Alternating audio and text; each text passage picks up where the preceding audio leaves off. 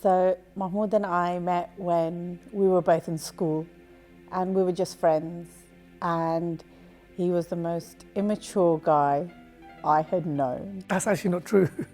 That's actually not true because I saw you, we actually met when we were doing our GCSEs at a tuition class. That's when I saw you first. Mahmoud, where were you when you actually met me? I was in a grave.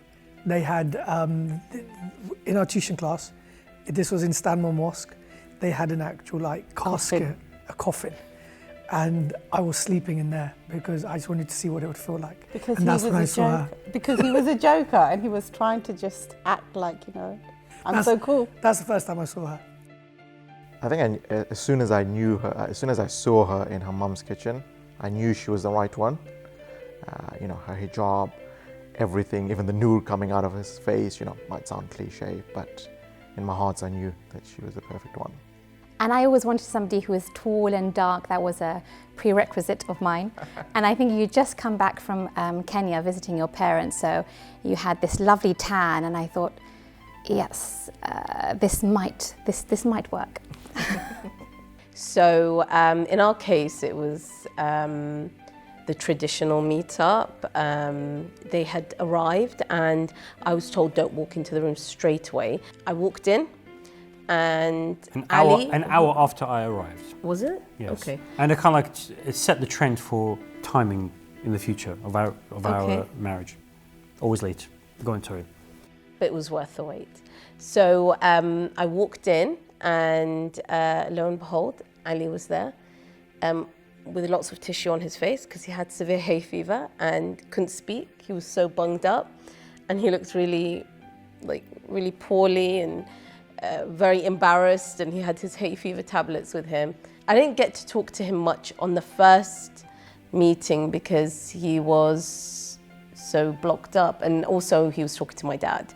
I was being interrogated. He was interrogated. Yes. So we were about how it was just GCSE time, so hitting about 16 years old. But I didn't know that I was going to go to the same school as him for sixth form. And then I started going to the same sixth form as Mahmoud, and that's where we met. I think we were around 23, 24.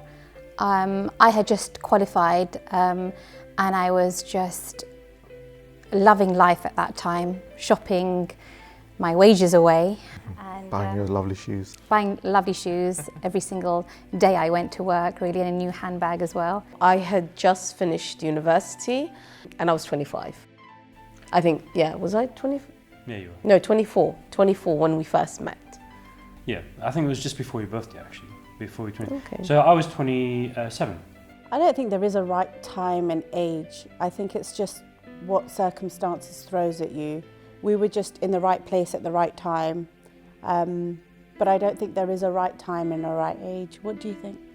Yeah, you don't know what the other decision was going to be, right? So was it the right time? For us it was, but what if we didn't meet then? You don't know where life would have taken you, right? So I don't know.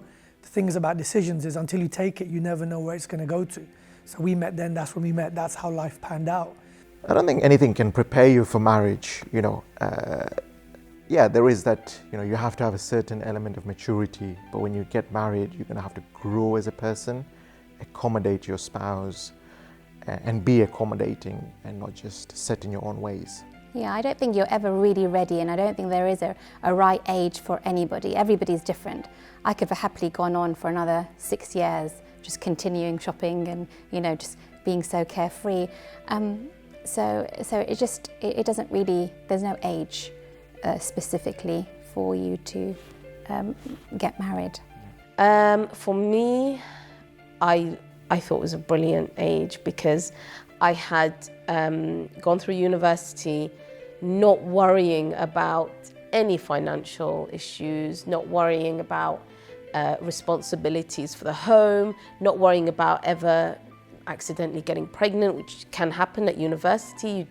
You want to study, you want to concentrate on that. And when I did meet Ali, and funnily enough, we actually met each other at uni, and it was during a Ahl al-Bayt kind of Freshers Fair. It was Freshers Fair Yeah, University. Freshers Fair, and the I stalls. completely walked past you. She did. I remember. I was there manning the stalls and manning the Ahlul Bayt Society stall, and the group of hijabis approached the desk, and I was talking to them, and one of them didn't even look at me, just walked right past me.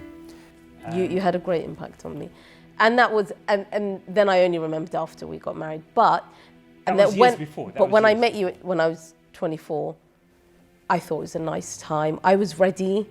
I was in a good place, and I wanted to share my life with someone. They loved me. They really, really liked me. They said, "Can you be our son-in-law?" Straight away. And I was like, "No, let's take a bit of time." They hated me.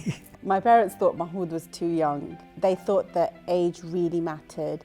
They thought that he needs to have a stable job, and they weren't happy. So basically, her brother got married to my first cousin, and they went for the wedding in Africa. That's where my parents live, in Nairobi. And my parents and my family just absolutely loved him. They weren't letting me they were saying, "Oh, he's the one," before I'd even gone downstairs to meet him. So, good impressions all the way around, I think. My dad goes to me, "Ta'ali, Isra, come here.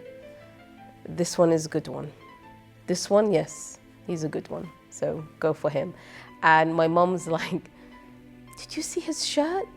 He doesn't even iron his shirt." It was a a linen shirt. I Yes. know. Sorry. Thank you for clarifying. And my mom kept giggling. She's like, "His shirt wasn't ironed," and she wasn't impressed. No, I didn't know that he was the right person, but our friendship grew and his personality came out, and I loved the person he was. Inside this joker exterior is a lovely interior. So I put him through a little test. And initially, as he said, we met in my mum's kitchen, and he came and sat down. So before he sat down, I thought, let me try something a little bit fun. And there was a daddy long legs because it was September. I remember this because it was just the day before my birthday that he'd actually come to see me. And there was a daddy long legs creeping in the sink. And I said, "I can't start the conversation. I'm sorry, I can't until you get rid of this daddy long legs." And he was like, "This is the first thing this girl is asking me to do." And I thought it was quite endearing just watching him, because I thought, yeah, I have to have somebody who can take care of spiders. And sure enough, you did. Yep. So, tick. As I mentioned, his akhlaq was really great. He was really bubbly and happy. But the moment that I thought, "Oh my God, he's the one," was when his mum told us a story about him, and he had gone to drop off his brother to the airport. It was really early in the morning, and came back.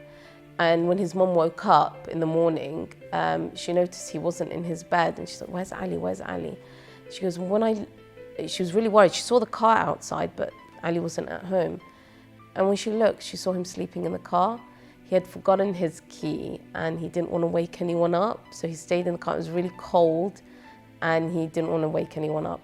If that was me, I'd be like, "فتح الباب, open the door, like it's cold." And I just thought, wow, he can handle that. And that kind of melted my heart.